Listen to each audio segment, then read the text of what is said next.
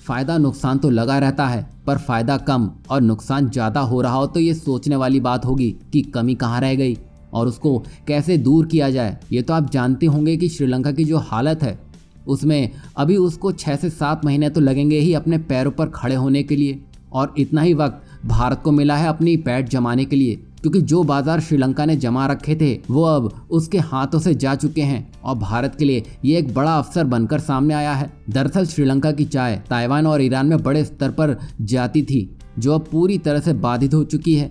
अब उसकी जगह भारत ने ले ली है। भारत अब श्रीलंका की खाली जगह को भरने में लगा है, लेकिन जल्दबाजी में भारत ने कुछ ऐसी चीज़ों पर ध्यान नहीं रखा जिसकी वजह से ईरान और ताइवान ने भारतीय चाय के 3 कंटेनरों को स्वच्छता संबंधी मुद्दों और अनुमय सीमा से परे कीटनाशकों की उपस्थिति का हवाला देते हुए अस्वीकार कर दिया गया है। यानी कि भारतीय चाय को बहुत अधिक कीटनाशक होने की वजह से लौटाया गया है।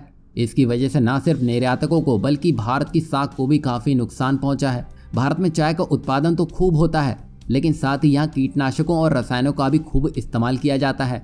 इसी बीच भारत के निर्यातक क्षेत्र में बढ़ते कारोबार के लिए एक बुरी खबर आई है। भारतीय चाय निर्यातक संघ यानी कि ITEA के अध्यक्ष अंशुमान ने जानकारी दी है कि श्रीलंका में आए आर्थिक संकट के बाद भारत के पास चाय उद्योग के जरिए इंटरनेशनल मार्केट पर पकड़ जमाने का मौका था, लेकिन अब वो हाथ से निकलता हुआ दिखाई दे रहा है। बता दें कि चाय की खरीद को लेकर कई देश सख्त मानकों का पालन कर रहे हैं। अधिकांश देश यूरोपीय संघ के मानकों के समान नियमों का पालन करते हैं, जो हमारे FSSAI नियमों के अनुरूप है। देश में बेची जाने वाली सभी चाय FSSAI यानी कि भारतीय खाद्य सुरक्षा और मानक परिधान के मापदंडों के अनुरूप होनी चाहिए। बोर्ड का मानना है कि चाय उत्पादकों को मौजूदा FSSAI मापदंडों का सख्ती से पालन करना चाहिए। बता दें कि भारतीय चाय बोर्ड के एक पूर्व अधिकारी ने बताया कि रासायनिक कीटनाशक के लिए भारत में MRL 0.01 मिलीग्राम प्रति किलो है, जो दुनिया के सबसे सख्त मानकों में से एक है।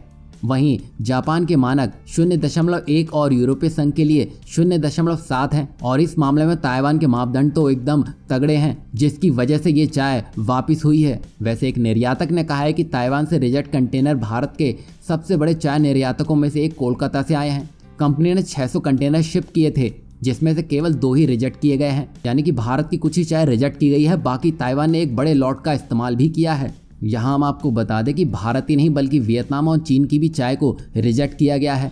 भारत के पास अभी बड़ा मौका है जिसको उसको गंवाना नहीं चाहिए, और यहाँ भारत सरकार को भी किसानों को जैविक खाद का उपयोग करने में मदद करनी होगी और उन्हें प्रोत्साहित करने के लिए कुछ सब्सिडी भी देनी होगी, ताकि भविष्य में ऐसा ना हो। और यहाँ पर FSSAI रूल तो स्ट्रिक्ट बनते हैं, पर उसे ज़मीनी हकीकत पर स्ट्रिक्टली अप्लाई नहीं किया जाता है, जिसकी वजह से ये समस्याएं और बढ़ती जा रही हैं। यहाँ सरकार, किसानों और एक्सपोर्टर को सबको कदम फूंक फूंक कर रखने होंगे, तभी भारत अपने लक्ष्य को हासिल कर सकेगा।